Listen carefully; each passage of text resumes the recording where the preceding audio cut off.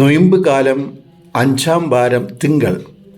തിരുവചനം: ഞാൻ ലോകത്തിൻ്റെ പ്രകാശമാണ്, എന്നെ അനുഗമിക്കുന്നവൻ ഒരിക്കലും അന്ധകാരത്തിൽ നടക്കുകയില്ല. യോഹന്നാൻ്റെ സുവിശേഷം 8-ാം അധ്യായം 12-ാം തിരുവചനം. മാതാപിതാക്കന്മാർ നഷ്ടപ്പെട്ട ലിൻഡയുടെ സ്വത്ത് തട്ടിയെടുക്കുവാൻ അവളുടെ കുടുംബാംഗങ്ങൾ അവളെ ഒരു മാനസിക ആശുപത്രിയിൽ ആക്കി. പുറത്തു വരുന്നതിനുള്ള സാധ്യതകൾ മങ്ങിയപ്പോൾ ജീവിതം തന്നെ ഇരുട്ടിലായി.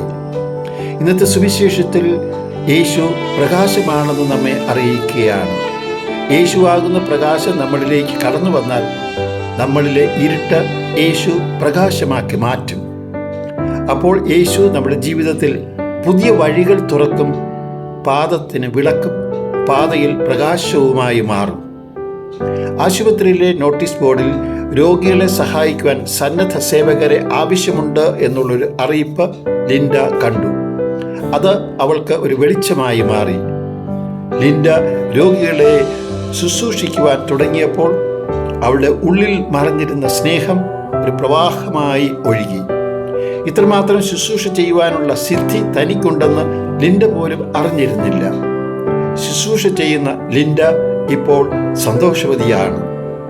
യേശുവിൻ്റെ വാഗ്ദാനം ലിൻഡയുടെ ജീവിതത്തിൽ ഒരു യാഥാർത്ഥ്യമായി മാറി.